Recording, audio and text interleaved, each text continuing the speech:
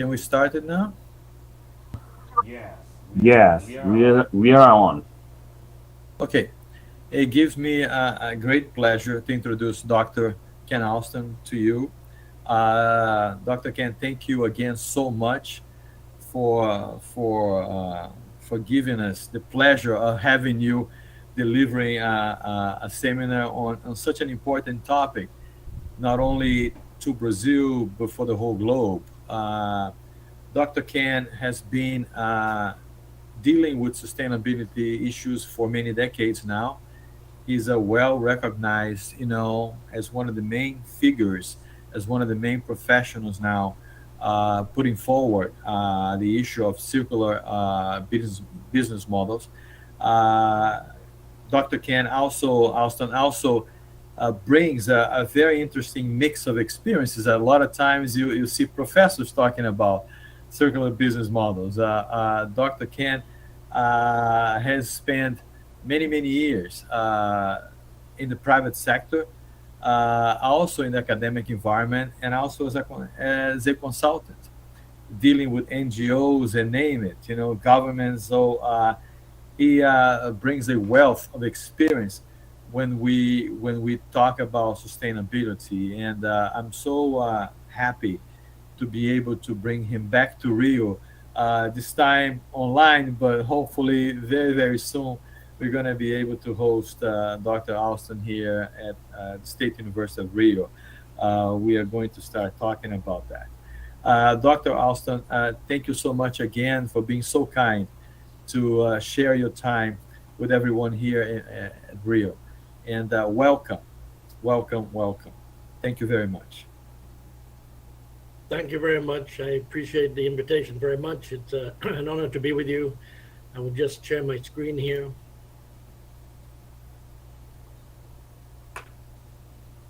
Yeah, I think we're going to be posting your slides. Yeah. Okay. So I'm going to talk about what I'm calling sustainably circular business models.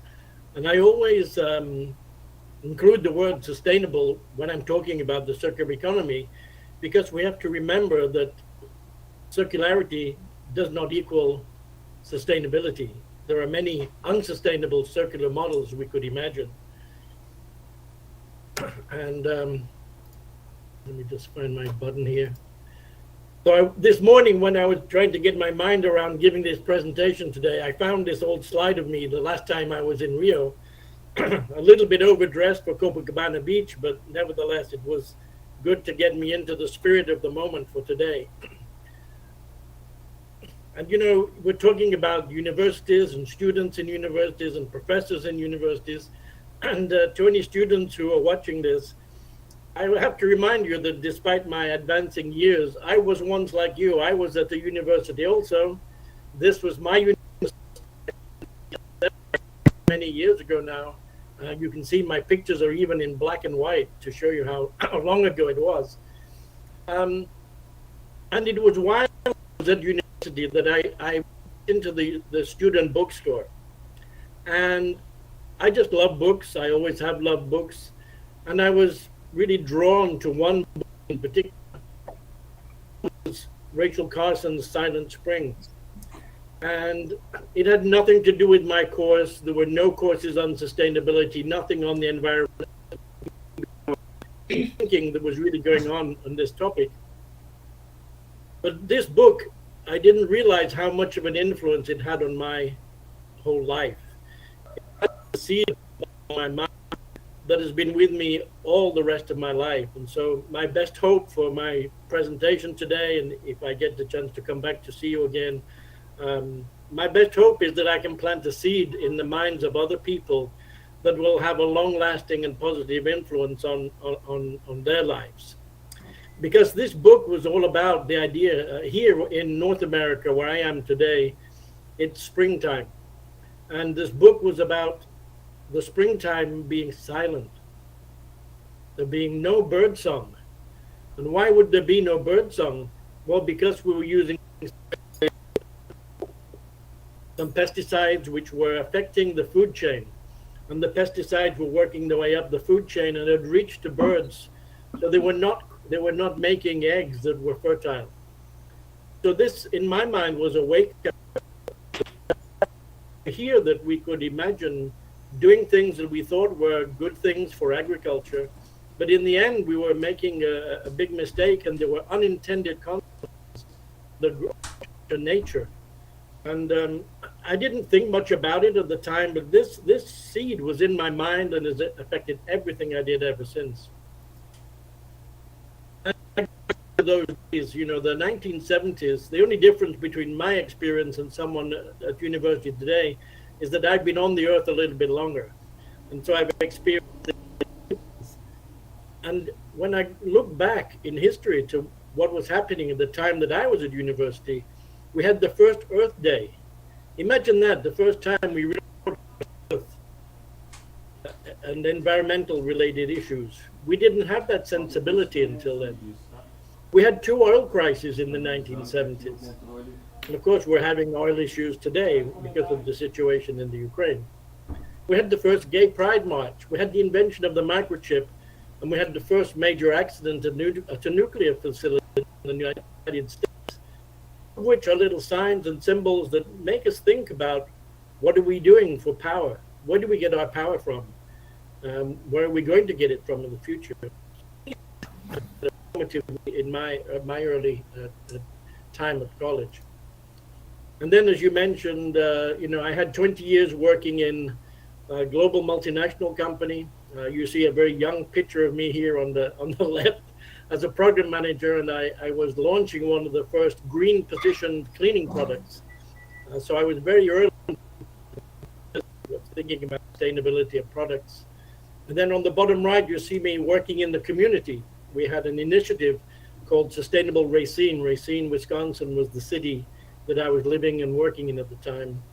And I had the good fortune to work in that beautiful Frank Lloyd Wright designed building in Racine, Wisconsin for S.C. Johnson. And you see my office there on the side. So I had some very good formative experiences which have stood me in good stead. And then, as you mentioned, the last 22 years I've been consulting on the sustainability of the economy. And we've been seeking this thing we call sustainability. And this, especially in the last 2 years of COVID, we've not been traveling and doing as many things, you know, in different places as we once were. I had more thinking time, and I've been saying, well, what is it we're meaning to sustain? I think sometimes we don't go back and ask some of the fundamental questions. We say, oh, sustainability, we want sustainability. But sustainability for what? And so I want to cover that a little bit as we talk today. And when we go back to the origins of sustainability, it's now, imagine it, 35 years ago since this first definition from the UN sustainability as doing things, developments that meet today's needs without compromising the ability of future generations to meet their needs. You know, we can't have a party today and not think about what happens to our kids. But the problem is we still have a problem, right? We're still unsustainable.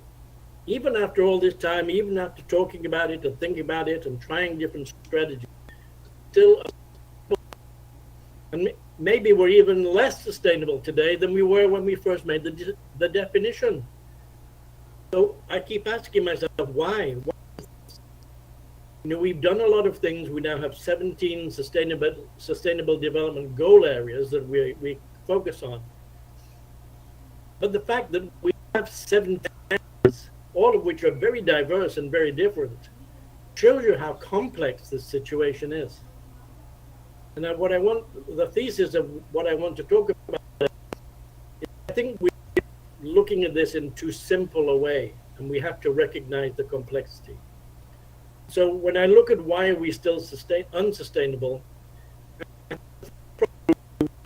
the models that we use when we talk about sustainability, they're insufficient to take us from thinking about the idea to taking things in practice. These are very common two-dimensional representations of sustainability that everyone's probably seen. The classical 3 E's triangle with economy, ecology, and equity, or the Venn diagram with people, planet, profit. And these are okay as concepts, right? Because a concept is meant to just make you think in a different way, to change your perception. And so the simplicity of concepts is important. But to me, these are also simplistic, but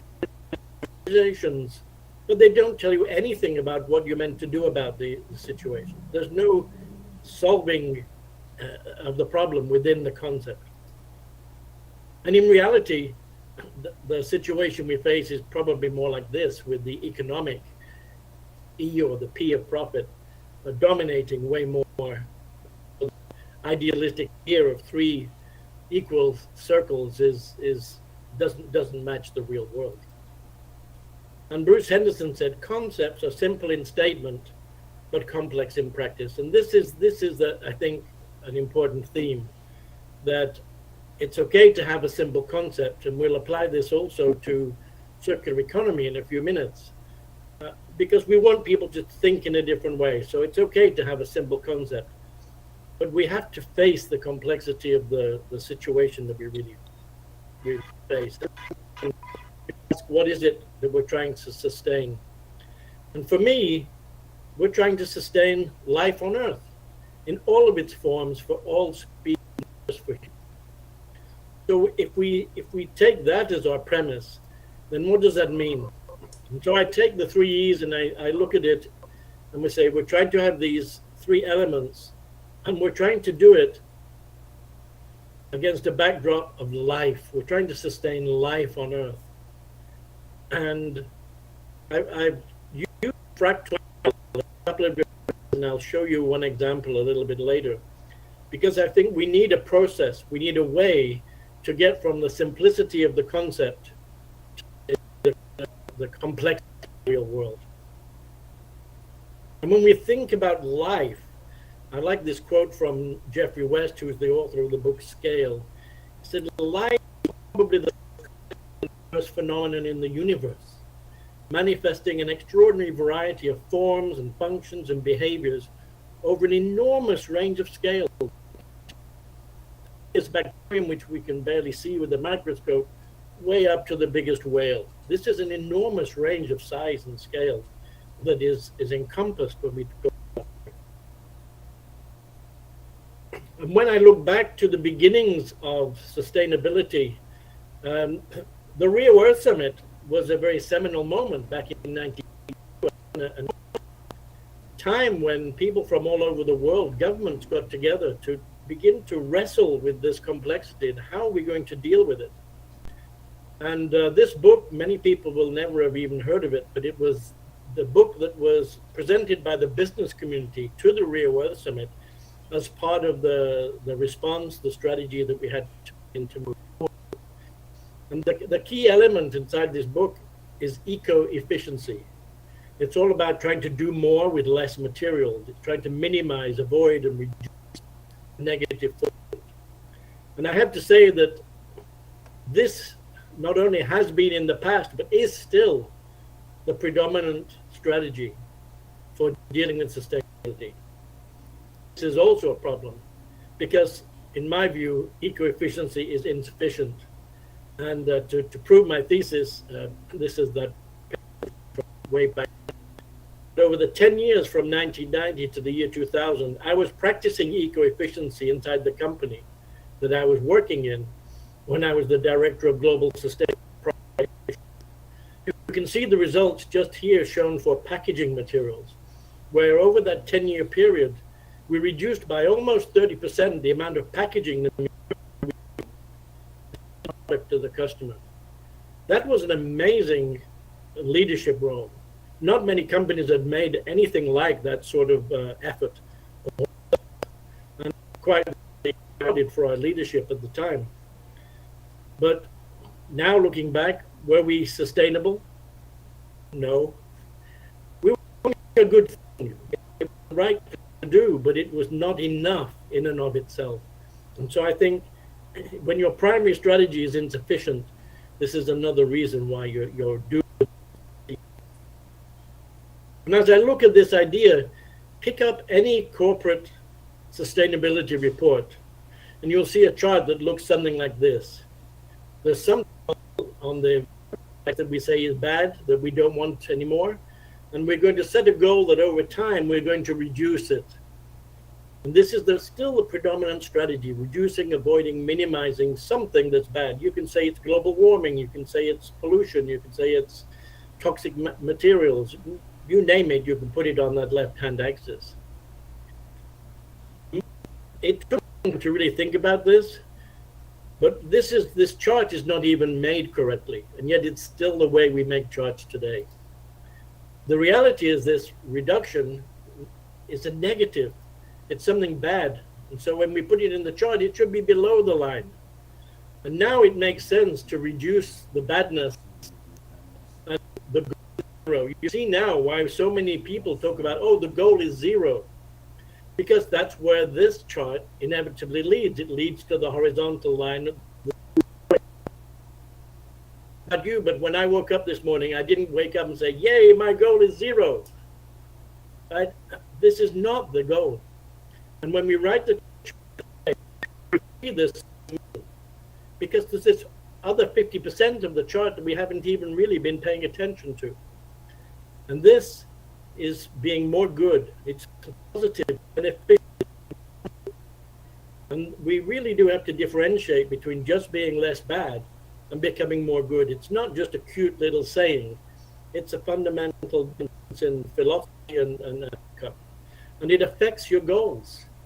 So if your 17 sustainable development goals are only in that bottom half of the chart, you're not dealing with the whole picture yet. And you're not going to make the world better. You're just going to be slowing down the amount of damage and destruction. And so eco-efficiency is not enough on its own. It's not that it's the wrong thing to do, but it's not enough. And being less bad isn't the same as being good. And so, in a way, sustainability isn't the real problem. This is something else we've been doing. And so, to me, I've been looking at this problem that we call sustainability. The world is operating unsustainably. This is our problem.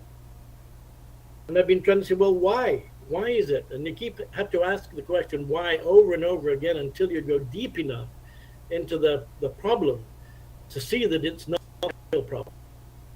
And when you realize that the real underlying or hidden problem is that our current economic system, the linear flow of how we make this, is having all of these unintended, unsustainable consequences that we can list and that we could fill a book with, and many people have.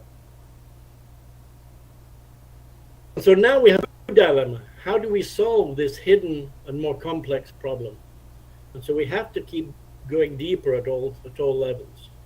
And of course, when we or introduce the topic of sustainability, we tend to say, yes, it's linear and it's take, make, waste. We have this very cute way of just trying to introduce the idea. And again, as a concept, good, but it's not enough. Yes, we know it's unsustainable, but the reality is it's not just take, make, waste. It's take, make, and then bury or burn typically. So there are more steps. And even this is simplistic, right? So we have to keep going into the depth and the detail. I just wanted to give a couple of examples. This one in particular appealed to me because I used to play tennis and I still watch tennis in Wimbledon in the summer in England. And this was done by the University of Warwick in the UK. They looked at what it takes to make something as simple as a tennis ball. And you can see it says that the materials miles, probably 73,000 kilometers, 14 different movements of materials and semi-finished goods just to make a tennis player get out. Amazing. We don't think about the complexity of the supply chains just to make something simple like a tennis ball. And it's not surprising, is it, when we think about how much energy it took to move all of those things all halfway around the world 14 times, that we're using so much energy and that we're therefore having climate change issues. Because if this is what happens for a tennis ball, what happens for everything else? All the millions and billions of products that we have in the world. This is magnified over and over again, and you can see why we are having the problem. And even something like can of tuna, which I might have for my lunch. The same sort of thing. Look at the supply chains and the length of the travel of things. And one of the oldest sayings I remember about sustainability is all sustainability is local. Well, there's nothing very local about these supply chains. These are global, and we've seen, in the last year or so, some of the disruptions to the supply chains that are caused because of this complex, woven nature of all of our commerce. And so that leads us from the linear into saying, okay, well, we need something. We say we want the circular economy. This is now the phrase that everybody has latched onto. I was dealing with this before it had a name, the circular economy, and I'll touch on that in a minute. But there isn't a standard definition of what circular economy is. There are some good statements and phrases of approximations of what it is. But I'm not too worried that we don't have like the pinpoint accurate definition. I think the concept is enough if we then propel ourselves into actions that meet the moment. There was a European study a few years ago where someone spoke to 114 different people who said they knew something about the circular economy, and they all had a different definition of what it was. Even in 2018, the World Business Council on Sustainable Development issued a report called Circular Metrics, and everybody agreed that it had something to do with materials. Some included energy, some didn't. So again, there was a universal. My involvement goes back to this series of work from William McDonough and Michael Bronga, Dr. Michael Bronga. And this idea of cradle to cradle, this is coming full circle. And in the book Cradle to Cradle, which I still think is a very a good book to read today if you haven't read it, and it is available in Portuguese. There were two fundamental ideas. One is that nature works in a biological cycle, and everything, everything is powered by the sun. We have clean water. Nature doesn't pollute in the way we do with our materials. But because we have a highly technical society now, why is my screen not moving? There we go. We have to have a parallel cycle for all the we have in the world. So we have to think about the flow of materials, both depending on what they're made from. And we need to invent a technical equivalent of what we have in nature.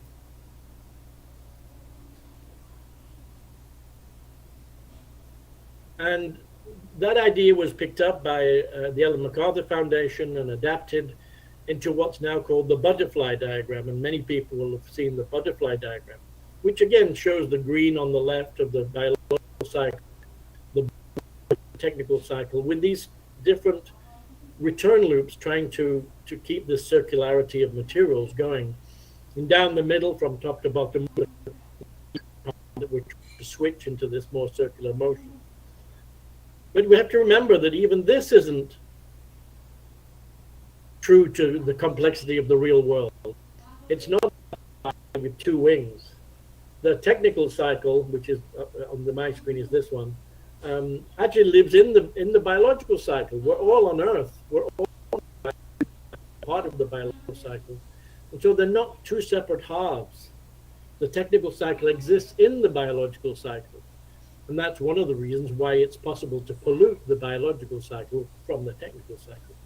So again, even this is a conceptual approach, which doesn't cover everything.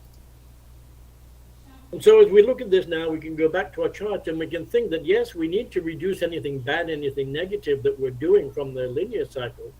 Of course, continue to do that as quickly as we can, but also start looking at how to get into beneficial, generative, or positive modality with circular models at the heart of it. And back about 7 years ago now, the consultants Accenture came up with 5 business models, as they call them, that map very well to how we need to look at these supply chains and how we make things, how we use things, how we sell and return things. And so I just want to give you a couple of small examples of things that that I've seen along the way, none of which on their own are big innovations, but I think they are indicative of lots of small innovations that if we did enough of them in enough places, enough times, they would begin to make a difference. One of the biggest problems we have in the world is not so much the growing of and making of food, it's the amount of waste that we have. And there's a company, a small innovative private brewing company in Scotland that began to take stale bread from the bakeries. And instead of taking fresh boiled or grain beer, they use stale bread. So it's an example of someone else's waste, the bakery's waste, became the new input material for the beer. And quality, good tasting beer. So it doesn't have to be that you're doing something of lower quality at all. You can still make good quality things, but utilizing something that for someone else is a waste. How many more things like this can we think about? What can we do in every city to look for opportunities where we can intervene in these waste, from waste, eliminate the concept of waste and turn the waste into something beneficial? This was a company from a company I met in Santiago de Chile, artisan roast, small local coffee roasting company. They just take fresh coffee beans, roast them, and they provide the cafes and the hotels in Santiago with fresh coffee. This was their business. They just went round, new coffee every week, whatever their supply cycle was. About the circularity, they said, what happens to all the coffee that we're selling? Well, of course, they grind it, they make a cup of coffee, and then why don't we say we're going to take the grounds back? So next time we come and visit with our new fresh batch of coffee, roasted coffee beans, we want you to keep all the beans from when you coffee. We will take them back, put them back into the same plastic bags that we've delivered them in, and we will take them back. They cleaned the coffee grounds. They inoculated the coffee grounds with the spores from mushrooms. They repackaged them. Your kit for growing mushrooms. Now it's a tiny little product, but it's one example, another example of an intervention in a waste, an organic waste was being and now being reutilized for another use. In the Netherlands, we're seeing the rise of what we now call repair cafes. Use extension. This is making things last longer. If something breaks down, we shouldn't have to just throw it away and buy a new one.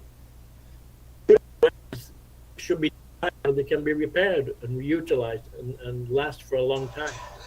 In France, we're beginning to see regulations that set a minimum time period products have to last before they can be thrown away.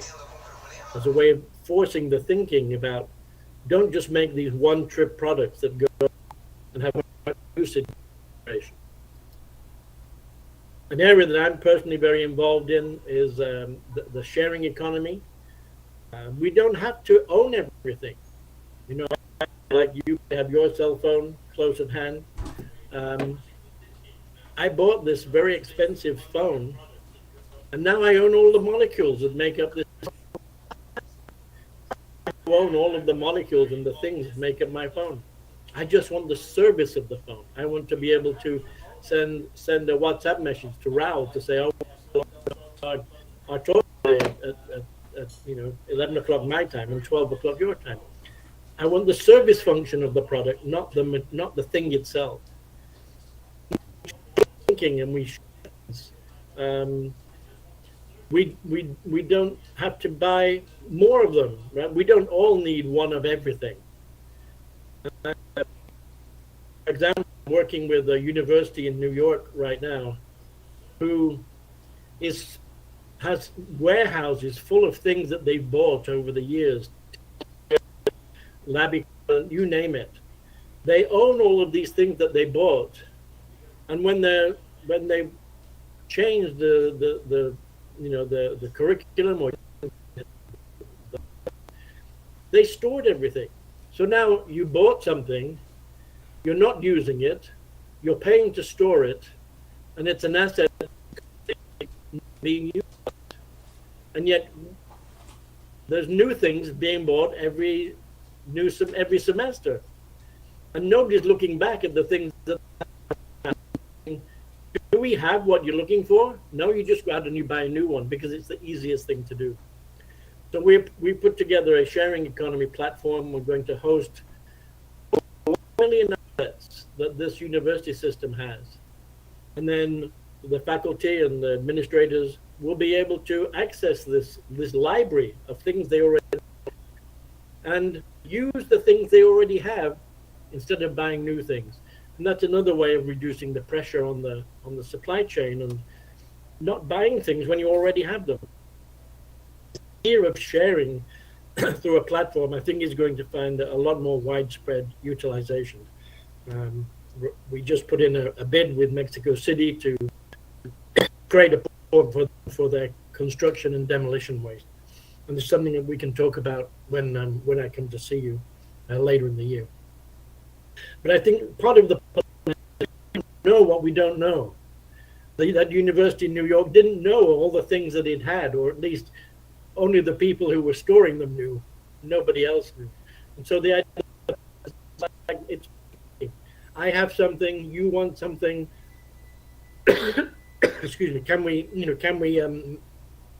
make a deal, as well as things? Imagine that I want to invent a new product, and I need to make a rapid prototype idea. Do I have to go out and buy a 3D printer so that I can rapid prototype the product I've just invented? No, I could use somebody else's if I only knew where there was one. I have no idea how many 3D printers there are in my city. There are probably 10, but I have no way of accessing them. And those 3D printers are probably sitting on a desk somewhere, and they're not being used 7 days a week, 24 hours a day. So they are underutilized assets. If there was a way for me to know companies in my city that I could go to and say, for $50 an hour, I could use their equipment, that would solve my problem, and I don't have to buy a 3D printer. So again, another way of reducing the demand for more and more stuff, and everybody owning one of everything. But we need to be connected in a more complete way so that we know where these things are that we might want. And so I think sharing economy platforms are going to be in the future, making this connection work. Another example from Holland is mud jeans. You don't actually even need to buy your. This is a completely different way of commerce. To think that you don't buy your clothes. Now, I'm not saying this is the cheapest way to buy and have clothing, because obviously you're having to pay for the return of the item. And the company itself has to think about, well, what do I do with it when I get it back? And in the old days, we never thought about that. We just made things, sold them, used them, and threw them away. But now when Mud Jeans takes ownership of the item and wants it back and gives it back and finished wearing them, then they have to have an answer for what to do with the jeans material when they get them back. And so it's not then any longer my problem, right, with my cell phone. What do I do with this when I want the latest new one? I have an old phone that is basically worthless. But it shouldn't be worthless. It should be capable of being reutilized. And so we have to change thinking about how we interact with goods and services. And Phillips Lighting is another example. This is a slide I did for folks in Mexico. You're no longer selling light bulbs or light fixtures. You're selling the service of illumination. So as a client, you say, I want my place to be have I can have a video conference and people can see me.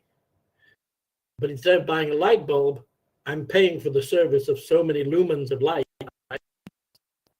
Completely different model for how you fund your business.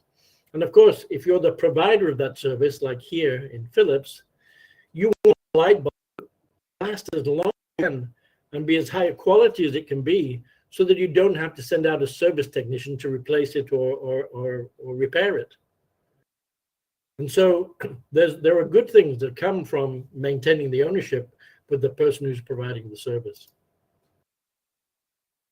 These red arrows are just sort of like hanging in space, but it'll become apparent where they are. But for me, they are intervention points in that whole supply chain cycle. And really, all of this starts up here with design, with thinking.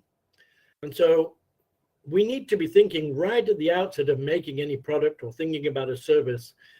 How can I use circular supplies? Where can I get something, a fresh material? Is there a solution that comes from somebody else? Just like the idea of reutilizing the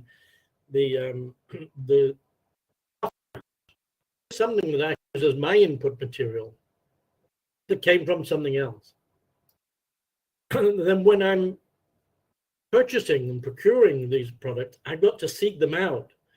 I may have to find some new suppliers that I'm not used to working with because these things are coming from a different place. In your manufacturing, if we have any waste in our process, how can those wastes be made available to someone else for some other? So it's an input material for them. It's another intervention point where we can be thinking about the material flows. In logistics, the early examples of the tennis ball, how many thousands of kilometers we're moving things back and forth? How can we shrink these logistics supply chains so that there's much more local manufacturing and remanufacturing, and we're not having to travel these thousands and tens of thousands of miles to make things happen? When we're in selling, it's not a one-time deal. Imagine if the maker of my shoes had a sense that on an average time period, let's say the sole of the shoes were going out in 6 months. Then maybe at 5 months, they start contacting me and saying, hey, Ken, your shoes are probably getting towards the end of their use. We'd like to make sure you have our shoes again. What a great idea to remarket to an existing customer, rather than just hoping that I put enough TV commercials or magazine commercials or radio to get me back as a customer. Maintain contact with me. Use the end of use moment as an ideal point to resell me and say, oh, by the way, Ken, if you send us back old shoes, you can reutilize the materials, we'll give you 10% off your next pair. So there's a whole new set of marketing and business strategies to be had, hidden inside this thing we're calling the circular economy. And then when we're using, like I said, we can share things. We don't have to own everything. When I was in winter, we had a lot of snow for a long period of time. Not everybody needed to have a snow machine for clearing the sidewalks. If somebody had bought one, we could share it in the neighborhood, and 3 or 4 of us could clear our driveways with one. We didn't have to have 4. All of these ideas are just different way of thinking about ownership.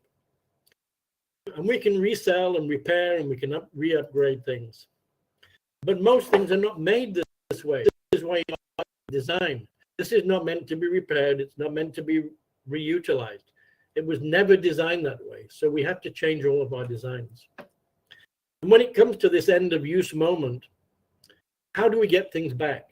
We have a wonderful forward supply chain, forward logistics, to get materials to supermarkets and now through internet, buy online, and things are delivered to us in our homes. And so we've got wonderful logistics to get things to us. But where's the opposite? Regulate things at the end of their use. We'd have no real reverse logistics. So this is a real big missing part of the puzzle that we have to figure out. So we have to find a way to take back, reaggregate, reconcentrate things. Because, if I have a pen, how many pens is it going to take before we have enough materials to reutilize it? And how are we going to do that in a cost-effective way that makes sense? These are not trivial challenges. The concept's easy. The implementation is difficult. And the other thing I want to say is another element of oversimplistic approaches is that we're only thinking in 2 dimensions. When I this typical 3 E's, we're only thinking of it as a little simple 2-dimensional thing. What happens if we made it 3-dimensional? And I'm working on ways to do this so that we change from thinking of this just as a little flat 2-dimensional triangle. What happens when we make it into 3? How does that change how we comprehend this? And instead of sustainability just being another triangle in the middle, it becomes of everything we do. So whether we're doing economics, whether we're doing social, whether we're doing environmental, we have to think about sustainability. And then we can take the fractal and we can go deeper into the fractal and use the fractal itself as a way to ask deeper and deeper questions. Because if we only stay at this surface level, we're never going to really get the answers we need. And so I've been looking at nature, and nature starts with creation, the growth cycle. There's a maturity. Trees don't grow to be 5 million feet tall. Right? There's a limit to how tall we grow. We may have some 7-foot basketball. We don't have many. I don't know that we have any 10 or 12-foot basketball players. And then there's some decline and aging, and then we die, and we're rematerialized. This is the natural cycle. It's done in a sustainable way. And so what we can begin to do is use this fractal as a way to just dive in deeper. And I don't have time to really do this, but it's something we can take at a future time. But we can take this and say, well, in nature, we start with reproduction. We then grow. We reach a peak growth as an adult, and then die and materialize. And all done against certain rules of what it takes to be alive. We talked about sustainability meaning life. Well, you have to ask the question, what does it mean to be alive? And we have to think about replication and flow of chemicals in the body to make things work. But the point I want to make is we can take the fractal and go a little deeper and say there's a creation within creation, there's a growth within creation, and there's a death within creation. And we can use the fractal just as a programmatic way to ask deeper and deeper questions. And so we can begin to think about the creation moment is fertilization, and then there's a gestation, and then there's birth, the end of this first cycle of creation, when there's a birth event, or when a seed germinates. So we can use this just as a process to dive deeper and get complexity. And so this is what I've been working on, is this process where we look at the reproductive cycle, we look at maturity and growth, and we look at what happens in towards the end as we end up dying, and we have to do it against this backdrop of sustainability of life, sustaining life. And even this, right, we don't have to stop here. Every one of these 9 new triangles, we started with 3, now we have 9, we can go to 27 because we can take each of these and do the same again. Use this as a programmatic way, a systematic way to go deeper into things. And so this is the way I think we need to go from a 2-dimensional approach to a 3-dimensional approach. And so basically, at the end of all that, I don't think it's how we need to do this or where we need to do it. We have to do it everywhere. The question for me now is who's going to do it? And for me, it's everywhere. It's everybody. If I'm talking to students in the university, it's the next generation that has to start innovating, changing designs, changing the and so transition to what I'm calling a sustainable circular economy. So I'm going to end there, and I welcome any questions or any thoughts.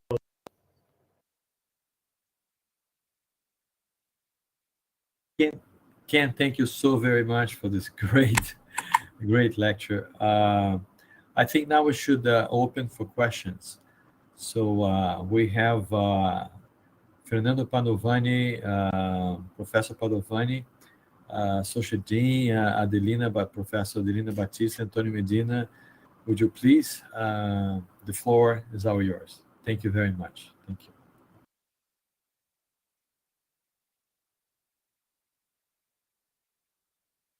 Hello, guys. It's nice. Thank you very much, Ken, for your talk. It was very inspiring.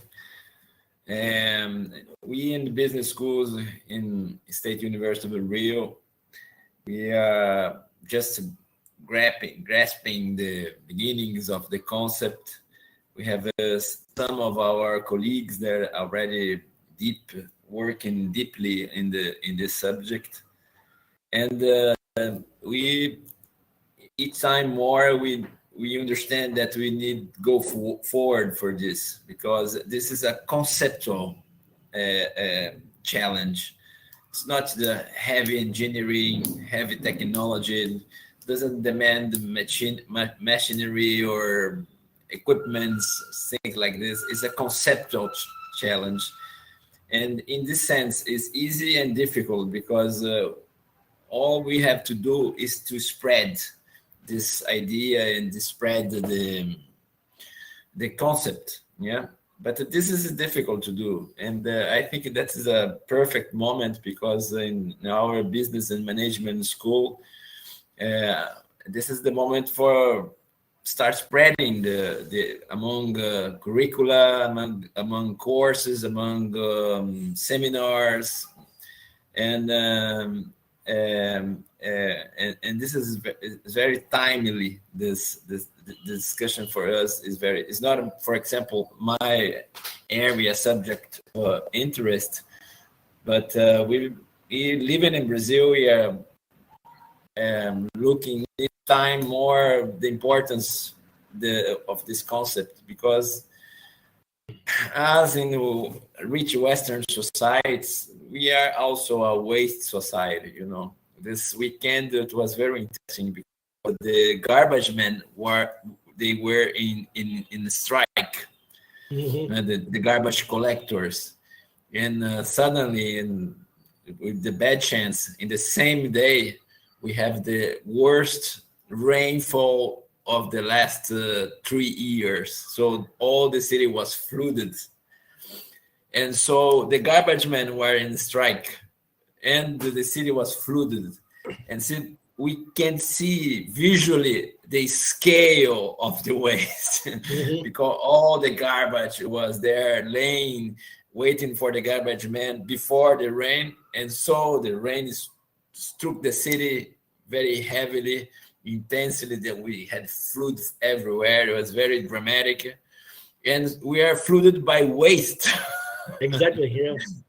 So you can see visually the scale of the waste. You know, we have some years ago, there's the good field research that we can do outside Rio. We have all the big cities that have something similar. We have a very large, incredible large field of collecting garbage from all the 6 million city, all the garbage there. It's amazing. No, it's called Gramacho, the site. It is spectacular. You know, you can see visually that endless field, plain of garbage and everything. So you can see the scale.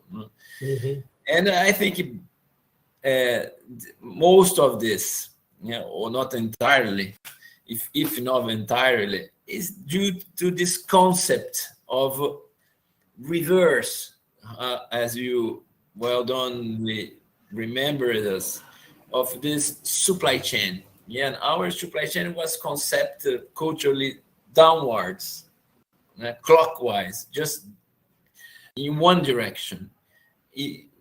What you need is an imagination exercise to make a counter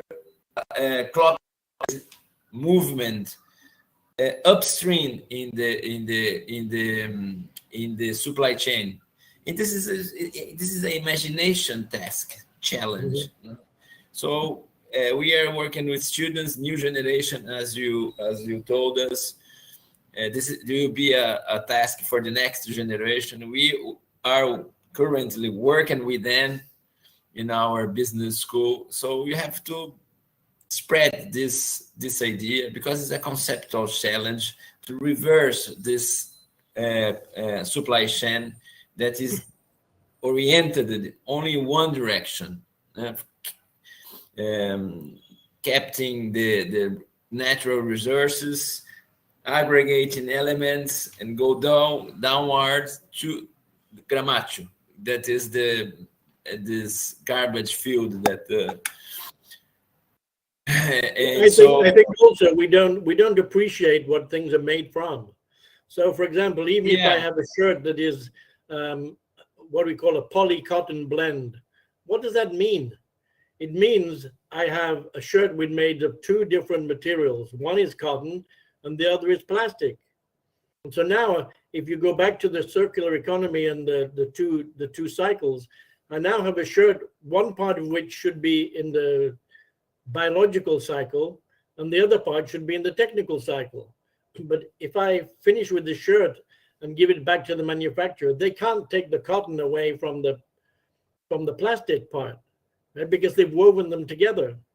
And so the shirt was designed for performance as a shirt, and so it does a good job, but it's not designed for what happens at the end of the use.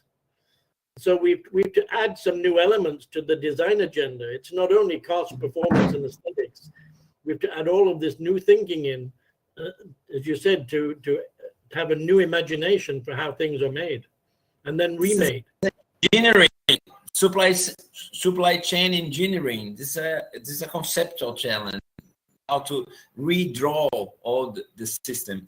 I think some good examples in the agricultural business in Brazil. They are trying to, for sake of profits, it's okay. For use of some elements in the agriculture industry in Brazil, large-scale agriculture industry, large-scale soybeans, how they are trying. Sugarcane is very interesting. Sugarcane industry, this is very large and important in Brazil, making an industrial and large-scale system. How they are reusing some waste of the production, but I think the urban society is not touched by this concept, and we have in a good moment. We are in a good moment because you mentioned the Ukraine, and the problem of energy was brought back to the center stage, and I think we were discussing in different scales the concept of globalization, the shrinking of the world, and the shrinking of the supply chains. So I think you have to also think about local. I think we have a global supply chain, but in the end, all sustainability is local. The garbage you refer to is in Rio. It's not in Sao Paulo, right? The Sao Paulo garbage is in Sao Paulo. And so how do we deal with the place, right? We have to think about local cycles as well as global cycles. And I think, for me, I imagine that if I get something from China, if China made the washing machine in my apartment, I should be celebrating that now I have some aluminum and I have some steel and I have some electronics now, here in my city. But the question is, can I make any value from it, when the washing machine doesn't work anymore? But from a material point of view, there's a local opportunity. And so I think we should be looking for new businesses to fill in this missing piece of the life cycle or the use cycle. True. Ken, Adelina, I think. Yeah, just to close before Adelina, as one professor from the business school, I just want like to thanks and to show you our inspiration to adapt and to be inspired by this discussion, because we have to work with this new generation, and we are focused on this task now, and we welcome all this seminar that you're organizing. We agree. We thank very much for the organizers, for Branca, for Medina, for Pessanha, the colleagues that are organizing. We thank especially for Raul, Gouvea, that are building the bridge between people and ideas. And I think this is timely. This is fascinating for us. And there is something that we should do for this, because it starts with new concept. I just for that, for and trading this opportunity. I my Adelina that's for something. Yes. Well, Ken, I congratulations for your talk, because it's very opportune. And Fernando is talking about the students and the School of Management and Technology. And I remember that at this moment here in Europe, especially in Portugal, we have a crisis of raw material. We don't know, the companies don't have raw materials to production, so they start to working with scrap metal waste in electromechanical companies. So we are starting with the bottom. The companies need the raw material, and they started to think about a circular economy, because we don't have any raw materials. Now with this crisis in Ukraine, here in Europe, we have a lot of problems in energy. So we are starting with energy. The plastics, we have already a lot of laws about plastics, about food wastes, and so on. So it's not only our students, but the community need to understand the meaning of the circular economy, and they realize that there is no other way. They must start thinking differently.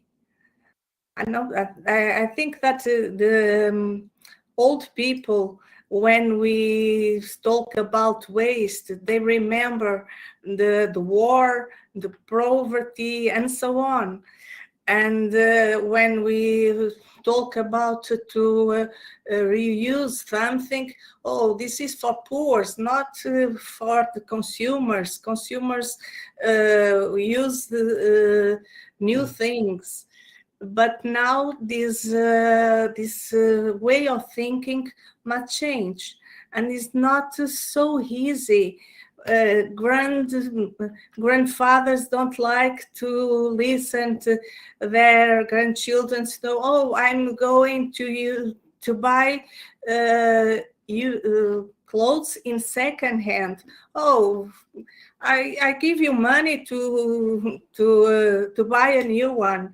So it's a lot of discussion intergenerations, because their experience are different. It's not easy to give young people these kind of concepts. I don't know if you agree with me or not. I think you're both right. It all starts with awareness, right? Until we have awareness, we have we're ignorant, right, of this alternative or what's happening. So I absolutely agree. We have to keep building awareness, but we also have to then move to behavior change. And this is the hardest part. You know, I've been talking about this for 30 years before it had the name circular economy. And so I continue to build awareness. This is what we're doing here today. So this is super important to continue this building awareness. But we also have to transition into what's changing. What are we actually doing that's different? And this is the hardest part, is the doing. Because if you're working with businesses that are in the linear economy, it's very difficult to stay in business in the linear economy while you transform your business into a circular. It's a trick.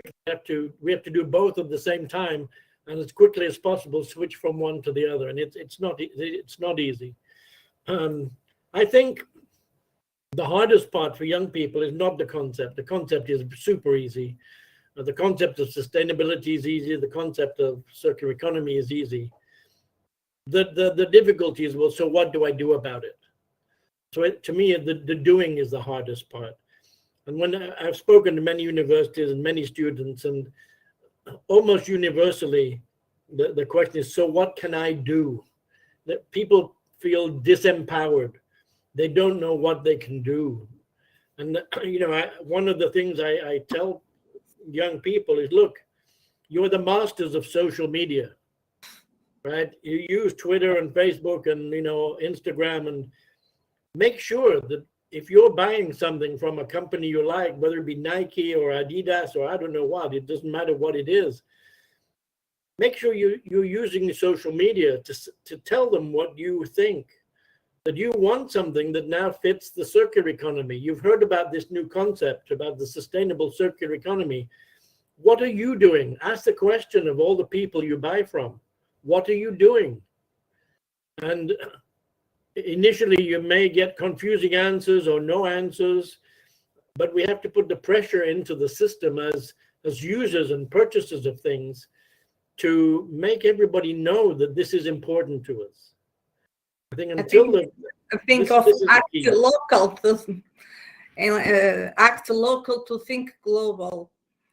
We must do with companies little things and communicate it in the social media or and networks and so on, and to announce this kind of little actions that we could do every day. Yeah. So in the work that I'm doing with these online platforms, I think my vision in the long term is that every city will have a platform, and they will start to be business to business. These platforms right now, I'm imagining, are business to business. They're not consumer to business or business to consumer, because we have to connect these material flows. And we want to try and do it locally. We want to try and keep the economy moving locally. You know, I don't like it when people are using Amazon and the money goes to some other city. It's come out of my city, or the money that was flowing in my city has now gone to somebody somewhere in Amazon. I'm not anti-Amazon. I bought a book just yesterday from Amazon. But the idea is that the money flow goes somewhere else. And you need your local economy to work really well. And so how do we engage the local economy to do all of this local circling? Even if, you know, an item, like I said, came from China, it doesn't matter. When it arrives in Rio, it's in Rio. When it arrives in Sao Paulo, it's in Sao Paulo. How do we then make that material in that city work over and over again and become a valuable asset that's used and then reused and then reused again?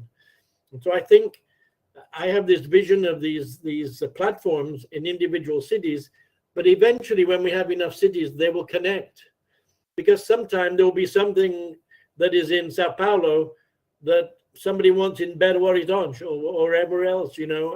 And so we have to be connected as cities. We have a local economy and a regional economy and then a global economy. It all sort of, you know, works at different scales. We must. But we also have to understand the materials. I'm working with a company in a an informal advisory capacity that's in Belo Horizonte. A young lady is doing a wonderful job with local artisans in making fashion items, handbags, and so on, from used materials.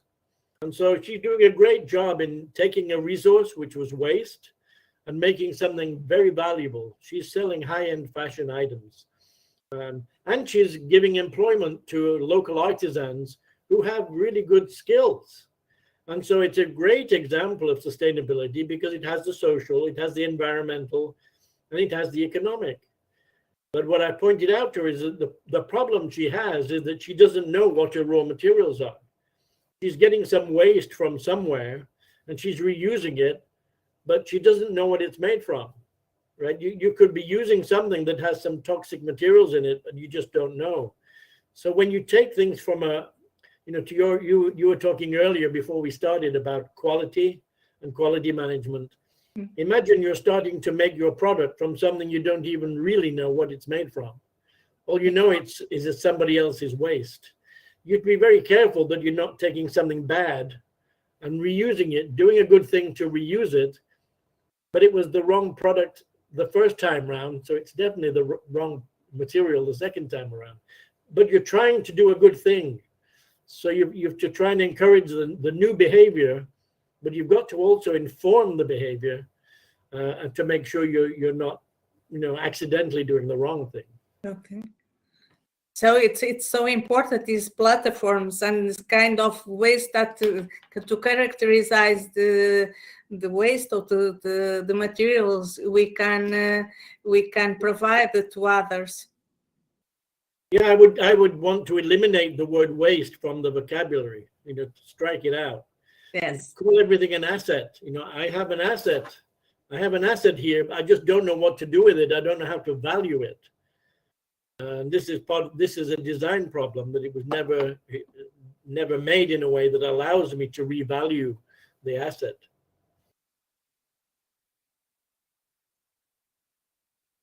I would also suggest that when you think about it in your universities, the obvious thing to do is to clearly bring in these ideas into the curriculum. But I would also think very hard, and I would have a separate conversation with the administration and say, how do we manage our institution? Where could we share things more? Where could we do things in how we operate the university, so that the university is like a living laboratory for the students? The very nature of coming into your institution demonstrates the very principles that you're teaching in the curriculum. So for me, it's more than the curriculum, it's the curriculum plus how you operate. How are you going to mirror the things you're teaching within your own institution? So it's a double challenge for me. Maybe this is the window, the entrance, the practice inside the community, the faculty community, the school community, as an exercise and example for the students to understand the concept and make experiments in the practice. Maybe this window, this connection between practice and student community could be the window of This is why I like the idea of when I'm working with this university in New York on the platform, because for them it's changing how they behave inside the university and how they buy things. You don't have to buy any more chairs. You have 5,000 chairs in a warehouse. You don't have to buy any more tables. You have 1,000 tables in a warehouse. You don't have to buy lab equipment. You've got a warehouse full of lab equipment. Why are you buying new things when you already own everything you want? It's just a lack of knowing what exists. So the platform for me is exactly what Professor Antonio Medina is doing right now. We are taking off a new project with a small budget for it, with students and everything, to put in practice inside the school. Under the leading of Professor Medina, we are coincidentally and happily start taking off a project like this. Good. Medina, the floor is yours if you want to give some comments. Thank you very much for your lecture. It was wonderful. And I think that product as a service is the most important of circular economy, in my opinion. How do you think we can implement this in Brazil, the steps to implement this?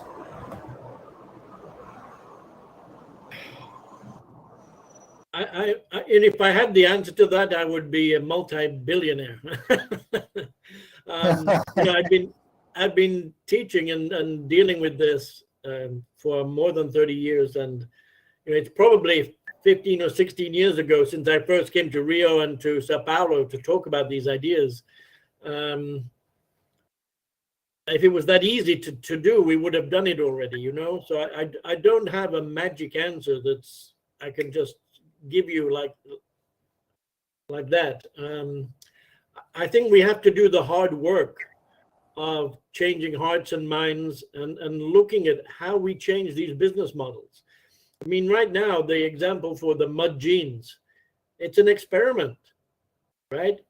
I don't know if mud jeans business model of renting jeans is going to be part of the solution.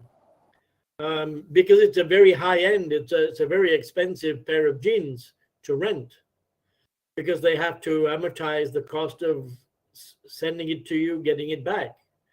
So you're paying for the return as part of your rental.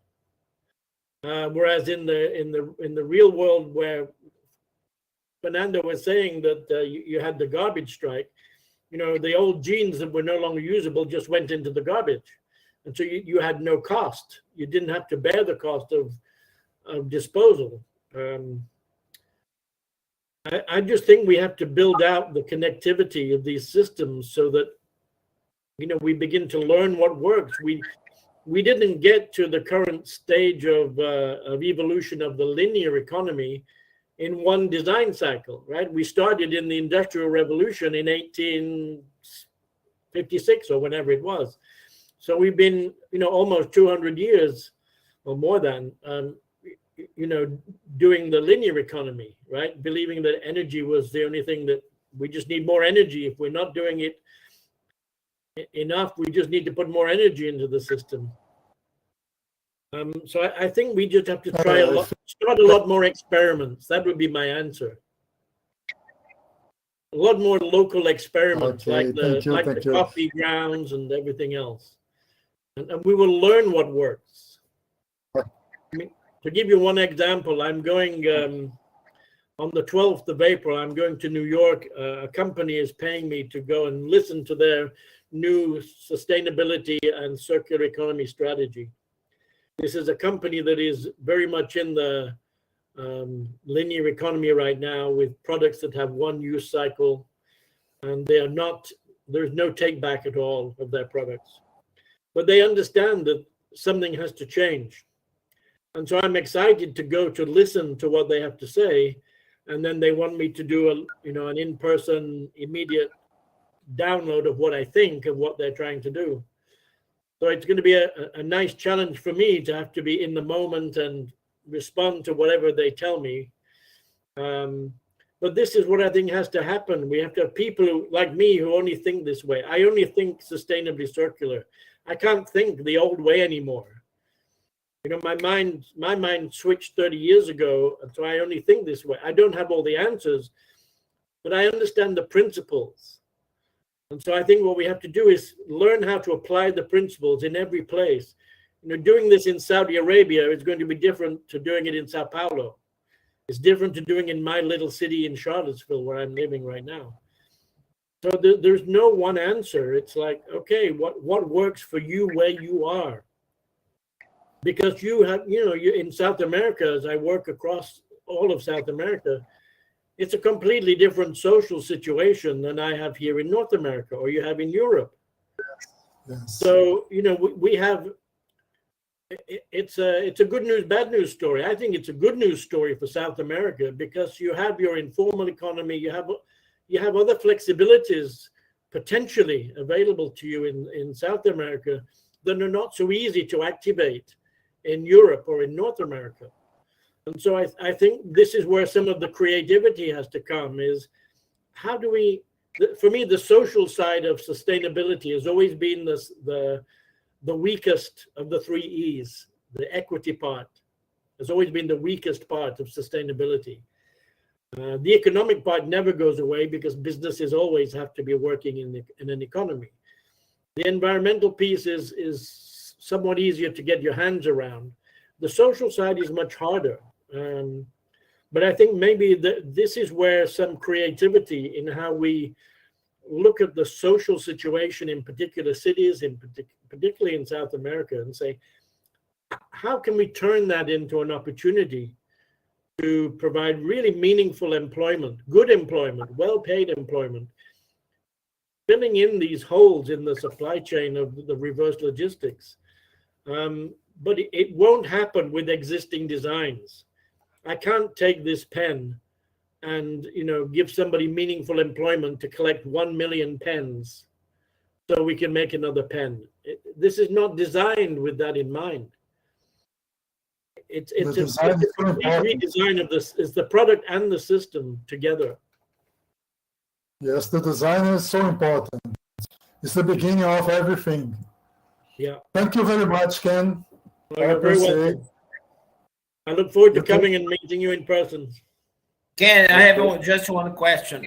Yes. Of course, the teaching and inspiring side is important, but how do we evaluate? Do you evaluate the role of the information revolution? I mean, websites, internet, cell phones, because I see some similar, because you were talking about information. Yeah, where is the waste? Where is the possible waste for my industry? We can now locate those wastes much better, in a much better way. How do we evaluate this role of information? I think the story of Uber is the transport and the mobility. This is a little bit similar because we had waste before. We have many empty cars strolling around the city, and now we can locate this. You're perfectly correct. Perfectly correct. And you make exactly the right space. You can locate it easily now, and we could do something similar. This is what my platform is doing. This is exactly what my platform is doing. Uber is and Airbnb, right? The same thing. Airbnb, same thing. Right? It's exactly the same thing. I have an asset. I have my apartment, and I have a room that I'm not using. So I can easily go onto Airbnb and say it's $25 a night to come and stay in Charlottesville, Virginia, come and see the wineries and whatever. And it's the platform is the enabler.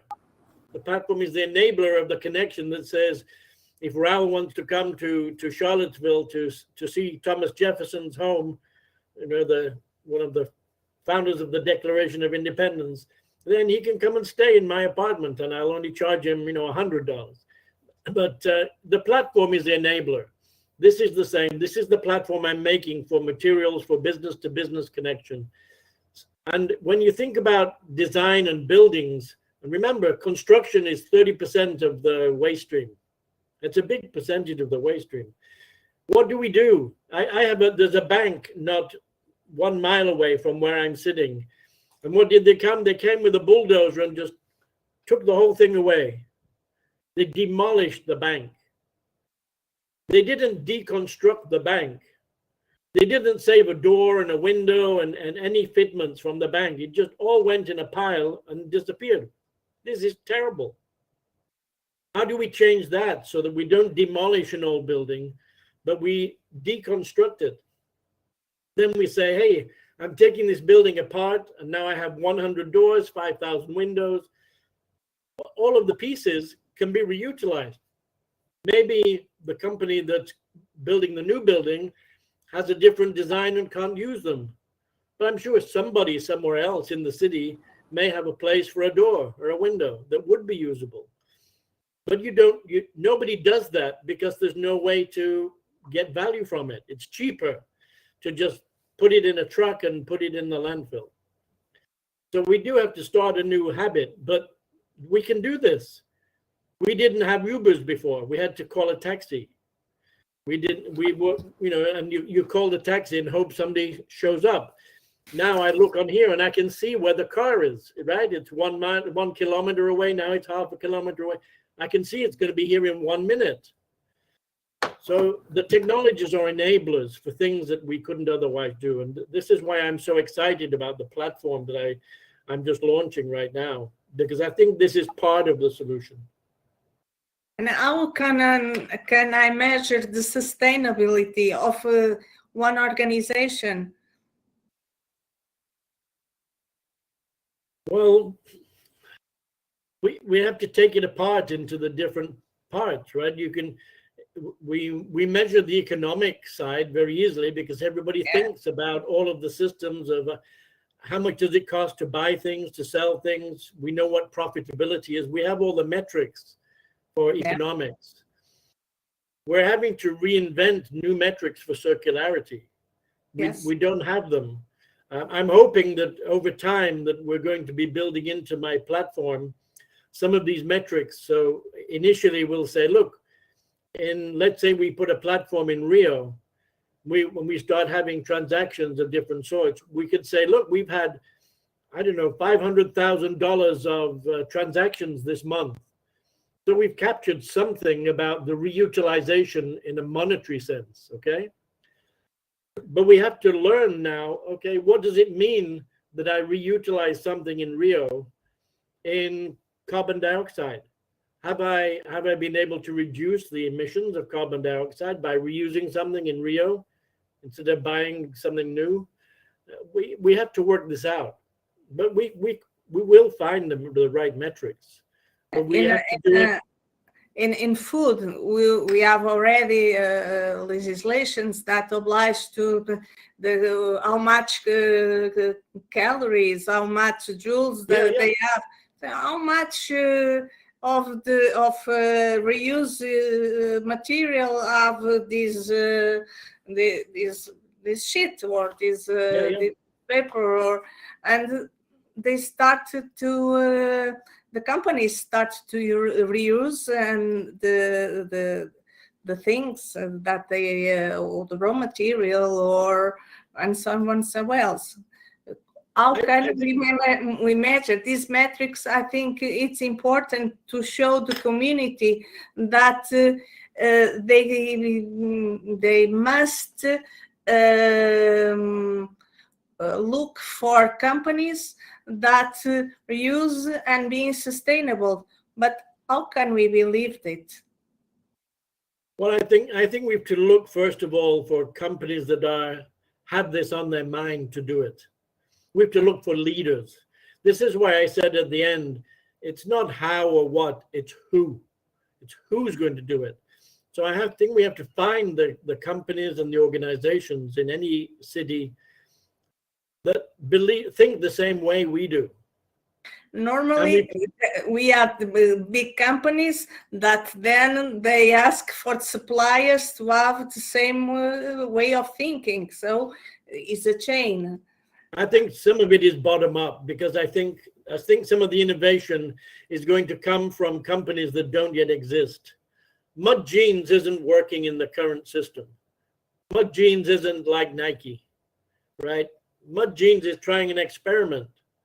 They're learning what to do with jeans when they get them back, because their mindset is the same as we are talking today. Yes. The innovation is going to come from disruption. So I think new people will come and disrupt the old, and then the old ones will have to catch up. I don't think it's trickle down. I think it's more bottom up. I think we find people who want to start in the new way. There'll be some meeting in the middle. There'll be some people, but I still see a lot of big companies that are doing greenwashing. True. They talk a good talk, but what have they really changed?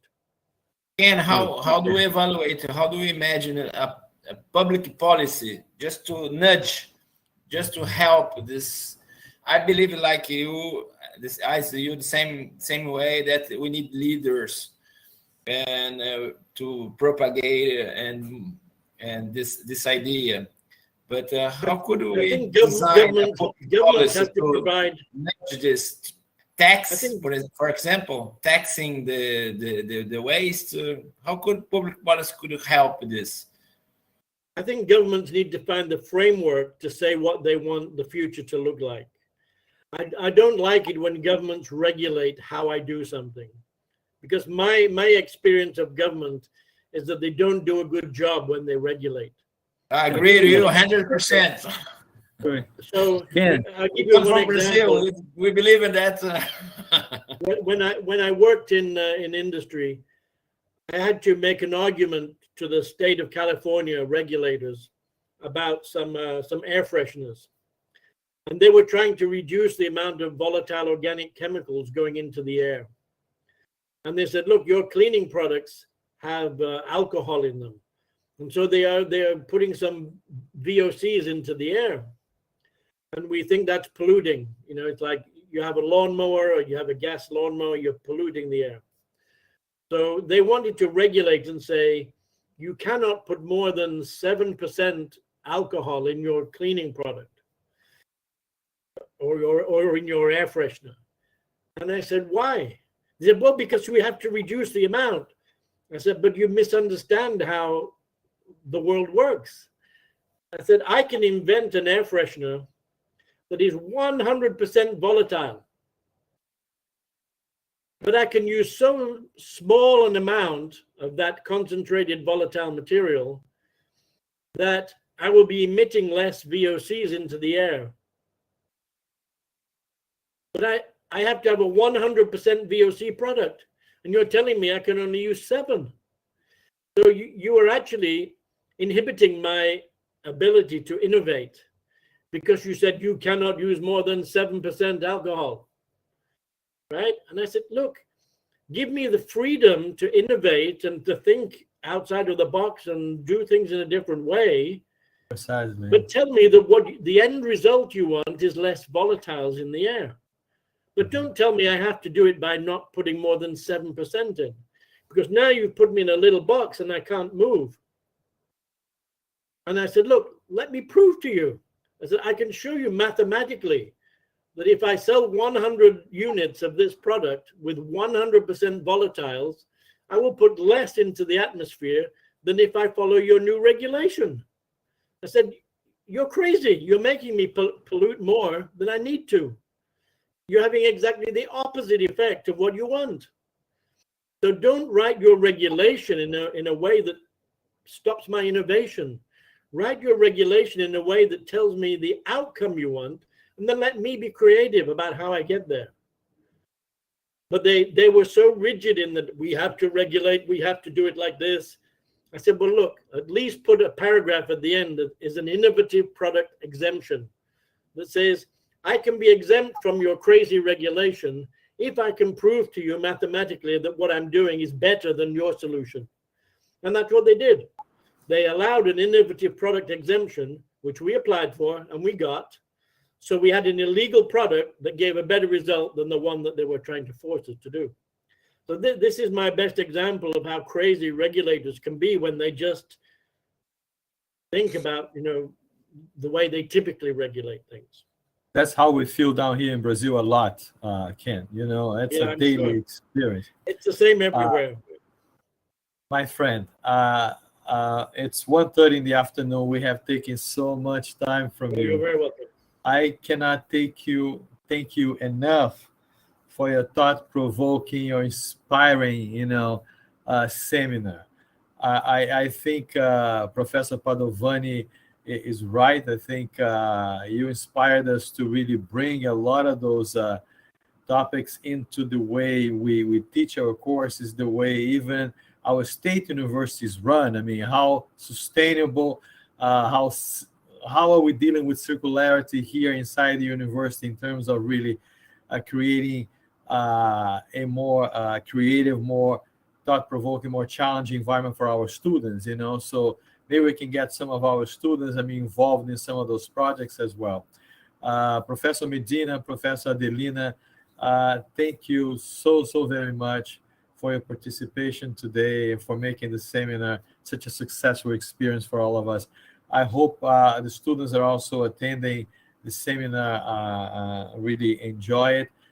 Professor Branca, Terra, Davi Resende, José Francisco Pessanha, they organized this seminar as well, and I would like to thank them personally for everything that they have done. Professor Padovani and Professor Branca invited me to join the State University a few years ago, and it has been an amazing experience to be back here in Brazil, interacting with everyone.